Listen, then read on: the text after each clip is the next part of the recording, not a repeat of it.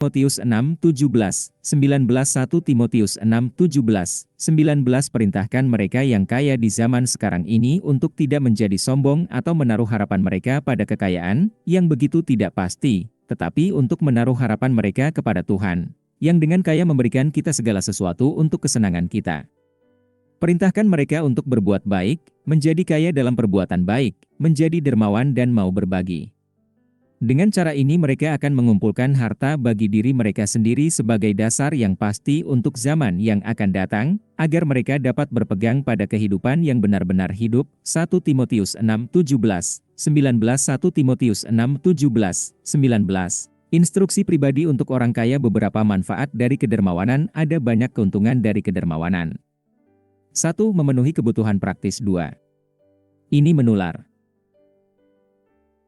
Karena saya tahu keinginan Anda untuk membantu, dan saya telah menyombongkannya kepada orang Makedonia, mengatakan kepada mereka bahwa sejak tahun lalu Anda di Achaia siap memberi, dan antusiasme Anda menggerakkan sebagian besar dari mereka untuk bertindak.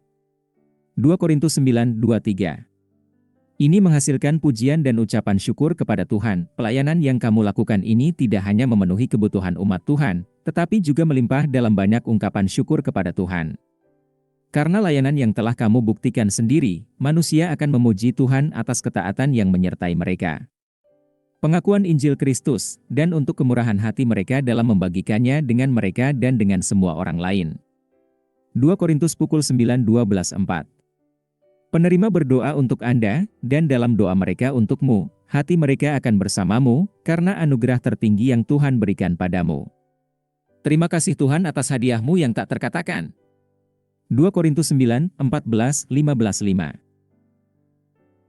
Tuhan menjaga pemberinya agar terus menjadi saluran kedermawanan. Tuhan sanggup melimpahkan segala kasih karunia kepada Anda, sehingga dalam segala hal setiap saat, dengan memiliki semua yang Anda butuhkan, Anda dapat berkelimpahan dalam setiap pekerjaan baik. Seperti ada tertulis, Dia telah menyebarkan pemberiannya kepada orang miskin, kebenarannya untuk selama-lamanya. Sekarang, Dia yang memberikan benih kepada penabur dan roti untuk makanan juga akan menyediakan dan menambah persediaan benihnya dan meningkatkan panen kebenarannya. Anda akan diperkaya dalam segala hal sehingga Anda dapat bermurah hati setiap saat, dan melalui kami kemurahan hati Anda akan menghasilkan ucapan syukur kepada Tuhan. 2 Korintus 9:8-11 Matius 6:2-4 Sumbangan rahasia Matius 6:2-4 Jika kamu memberi kepada orang yang membutuhkan, janganlah kamu memberitakannya dengan terompet, seperti yang dilakukan orang-orang munafik di rumah-rumah ibadat dan di jalan-jalan, untuk dihormati oleh manusia. Saya katakan yang sebenarnya, mereka menerima hadiah penuh mereka. Tetapi jika kamu memberi kepada orang yang membutuhkan, jangan biarkan tangan kirimu mengetahui apa yang dilakukan tangan kananmu, agar pemberianmu itu rahasia. Kemudian ayahmu, yang melihat apa yang dilakukan secara rahasia, akan memberimu upah. Pemberian rahasia tidak hanya membantu menekan kesombongan diri sendiri, tetapi juga kecemburuan orang lain.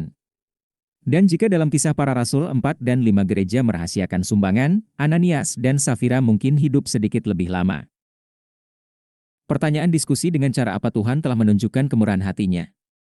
Ketika malaikat mengunjungi Kornelius dalam Kisah Para Rasul 10, mengapa dia menyebutkan tindakan kemurahan hatinya? Bagaimana kemurahan hati orang non-Kristen membantu memimpin mereka kepada Kristus?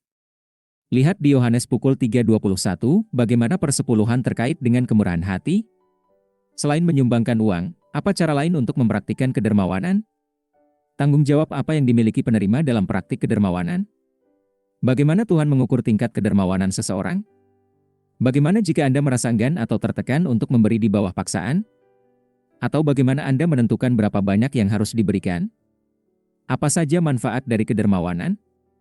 Apa artinya dalam Matius 6:2-4 untuk tidak membiarkan tangan kiri mengetahui apa yang dilakukan tangan kanan? Apa investasi terbaik yang bisa dilakukan orang kaya? Pengakuan iman Tuhan Yesus Kristus. Saya mengakui dosa-dosa saya. Dan saya bertobat dari dosa-dosa saya, dan saya mengakui Tuhan Yesus Kristus sebagai satu-satunya dan cukup juru selamat hidup saya, menulis nama saya dalam buku kehidupan. Dalam Efesus 2:8-9 ada tertulis, karena kasih karunia kamu diselamatkan oleh iman, dan ini bukan dari dirimu sendiri, itu adalah pemberian Tuhan. Itu tidak berasal dari pekerjaan, jangan sampai ada orang yang menyombongkan diri. Efesus 2, 8, 9 Roma 10, 9, 10 yaitu, jika kamu mengaku dengan mulutmu bahwa Tuhan Yesus, dan percaya dalam hatimu, bahwa Allah telah membangkitkan dia dari antara orang mati, kamu akan diselamatkan. Karena dengan hati orang percaya kepada kebenaran, dan dengan mulut orang mengaku kepada keselamatan. Roma 10, 9, 10